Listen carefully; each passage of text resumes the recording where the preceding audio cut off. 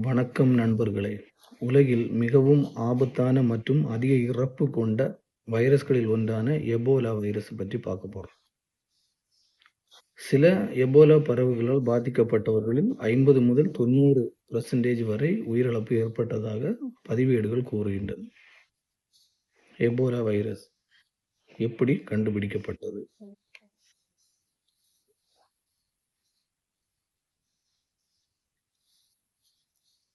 இது எப்படி மனிதர்களுக்கு பரவுகிறது? இதன் அறிகுறிகள் என்னென்ன? இதற்கு மருந்து அல்லது தடுப்பூசி இருக்கிறதா? அதாவது எபோலா வைரஸ் எப்படி கண்டுபிடிக்கப்பட்டது? இதற்கு அறிகுறி என்னென்ன? இதற்கு மருத்துவம் அன்று தடுப்பூசி இருக்குதா? இதை பற்றி தான் இன்றைய வீடியோவில் எபோலா வைரஸ் பற்றி முழுமையாக தெரிந்து கொள்ளும்.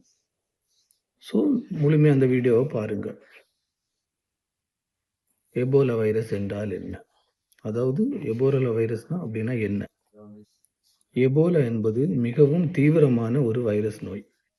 இது எபோலா வைரஸ் எனப்படும் வைரஸ் குடும்பத்தை சேர்ந்தது. 1976ஆம் ஆண்டு முதல் முறையாக கண்டுபிடிக்கப்பட்டது. இந்த நோயின் பெயர் ஆப்பிரிக்காவில் உள்ள எபோலா ரிவர் என்ற ஆற்றின் பெயரிலிருந்து வந்ததுதான் இந்த எபோலா வைரஸ்.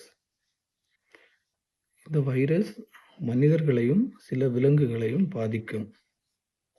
எபோலா நோய் ஏற்பட்டால் உடலில் உள்ள பல உறுப்புகளை அதாவது செயலிழக்க செய்யும், டேமேஜ் பண்ணுது. சில நேரங்களில் உட்புறமும் வெளிப்புறமும் இரத்த கசிவையும் ஏற்படுத்துது.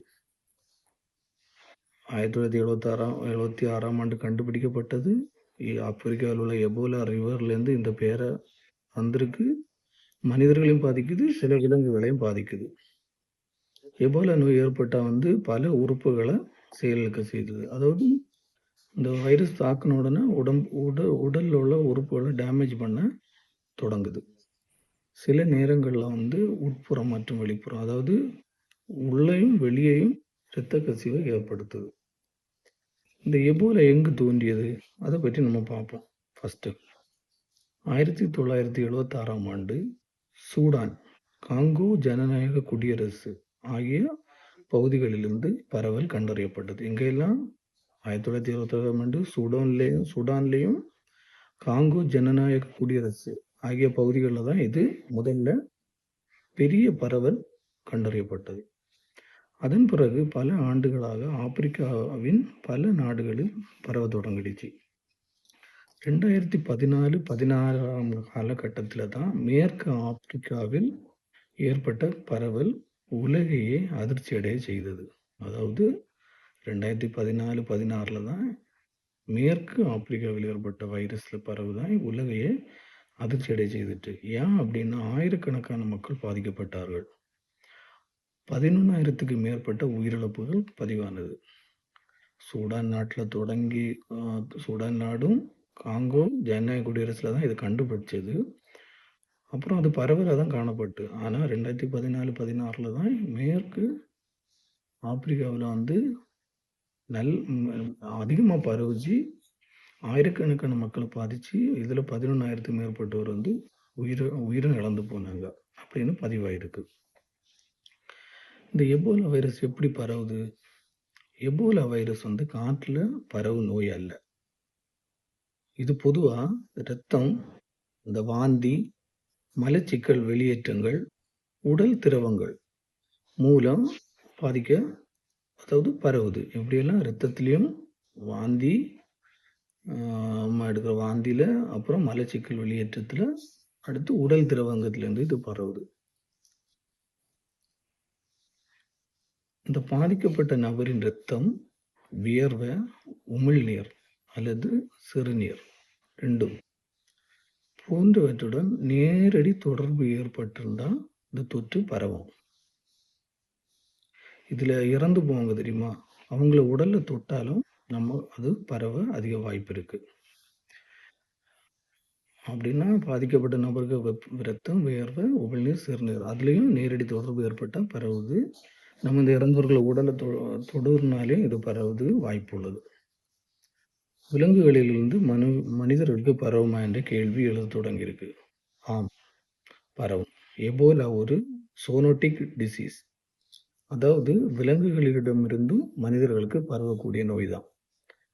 பழம் உண்ணும் வௌவால்கள், அதாவது ஃப்ரூட் பேட்ஸ்ன்னு சொல்லுவோம், முக்கிய இயற்கை தாங்கிகளாக கருதப்படுது. மேலும் குரங்குகள், சிம்பான்சிகள், காட்டு விலங்குகள் மூலமாட்டும் இது பரவலாம். அப்போ இந்த எபோலா வைரஸ் விலங்குகளிலிருந்து மனிதர்களுக்கும் பரவுது. பழம் உண்ணும் வௌவால்கள், குரங்குகள், சிம்பான்சிகள், காட்டு விலங்குகள் மூலமா பரவுது. இந்த எபோலாவின் ஆரம்ப அறிகுறிகள் என்னெல்லாம்? இந்த எபோலா அறிகுறி ஆரம்பத்தில் சாதாரண காய்ச்சல் போல தான் இருக்கும். ஆரம்பத்தில் கண்டறிய மிகவும் சிரமமாக இருக்கும். அறிகுறி என்ன அப்படின்னா, திடீர் காய்ச்சல், தலைவலி, கடும் சோர்வு, தசைவலி, வாந்தி, வயிற்றுப்போக்கு, தொண்டை வலி, இதுல இருந்தா எபோலா வைரஸின் அறிகுறிகள்னு சொல்றாங்க. இந்த தீவிர அறிகுறிகள் எப்படி கண்டுபிடிக்கிறாங்க அப்படின்னா, நோய் மோசமடையும். அதாவது தீவிரமா நமக்கு பரவிடுச்சு அப்படின்னா இரத்த கசிவு ஏற்படும். மூக்கிலிருந்து ரத்தம் வடிய தொடங்கும். இந்த ஈறு, அதாவது பல்லு சைடில் இடையில இருக்க ஈறுகளிலிருந்து ரத்தம் கசிய தொடங்கும். உட்புற உறுப்புகளில் இரத்த கசிவும் ஏற்பட தொடங்கும். இதில் முக்கியம் சிறுநீரகத்தை செயலிழக்க செஞ்சிடும், டேமேஜ் பண்ணும். கல்லீரல பாதிப்பு உண்டாக்கும். பல உறுப்புகளையும் செயலிழக்க தொடங்கும். அப்போ இது தீவிரம் அடைஞ்சுன்னா நம்ம உறுப்புகளில் பல உறுப்புகளையும் டேமேஜ் பண்ண தொடங்கும். இது எப்படி கண்டுபிடிப்பாங்க அப்படின்னா, அதாவது இப்போ வைரஸ் நமக்கு அறிகுறி இருந்துன்னா சில நமக்கு தெரியல, சாதாரண காய்ச்சல் வந்தாலும் வாந்தி வரும், அப்புறம் தலைவலி இருக்கும், சோர்வு இருக்கும், தொண்டை வலி இருக்கும். இதெல்லாமே அறிகுறி பார்த்தா சாதாரண காய்ச்சல் மாதிரி தான் தெரியும். ஆனா இதுல எப்படி கண்டுபிடிக்கிறாங்க அப்படின்னா, முதல்ல PCR டெஸ்ட் எடுக்கிறாங்க, ஆன்டிபாடி டெஸ்ட் எடுக்கிறாங்க, பிளட் அனலைசிஸ் பண்றாங்க.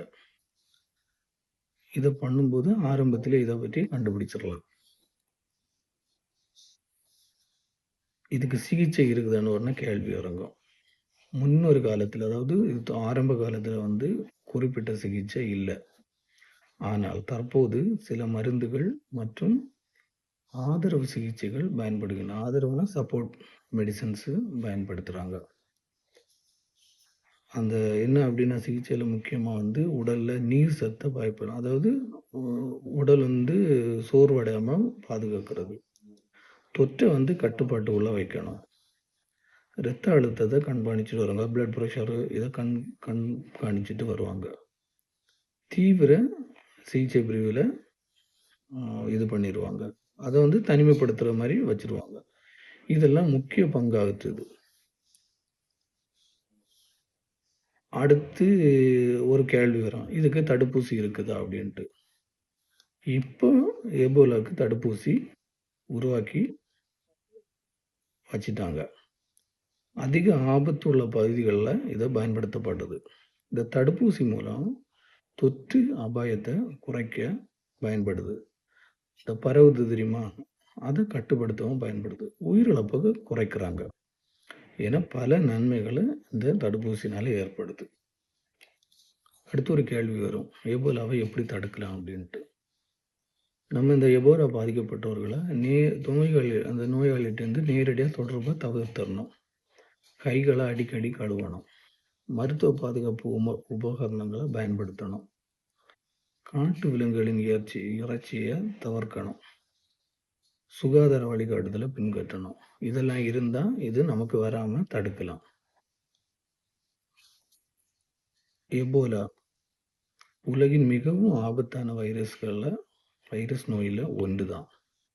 அது அப்படி இருந்தாலும் சரியான விழிப்புணர்வு மற்றும் தடுப்பு நடவடிக்கைகள் மூலம் இதன் பரவலை கட்டுப்படுத்த முடியும். ஸோ பாதுகாப்பாக இருங்க. இந்த வீடியோ உங்களுக்கு பயனுள்ளதாக இருக்கும். அதாவது எபோலா என்ன அப்படின்னு தெரியும், எங்கே கண்டுபிடிக்கப்பட்டதுன்னு தெரியும், அதோட அறிகுறி என்னன்னு தெரியுது, தடுப்பூசி இருக்கா இல்லையா, விலங்குகளிலிருந்து மனிதருக்கு பரவப்படுதா, இதை பற்றியெல்லாம் இந்த வீடியோவில் முழுசாக சொல்லியிருக்கேன். உங்களுக்கு பிடிச்சிருந்து அப்படின்னா இந்த வீடியோவை லைக் பண்ணுங்கள், ஷேர் பண்ணுங்க. மேலும் மருத்துவ மற்றும் ஆரோக்கிய தகவல்களுக்கு எங்க சேனலை சப்ஸ்கிரைப் செய்து பெல் ஐகானை அழுத்த மறக்காதீங்க. நன்றி. மீண்டும் ஒரு பயனுள்ள வீடியோவில் சந்திப்போம். வணக்கம்.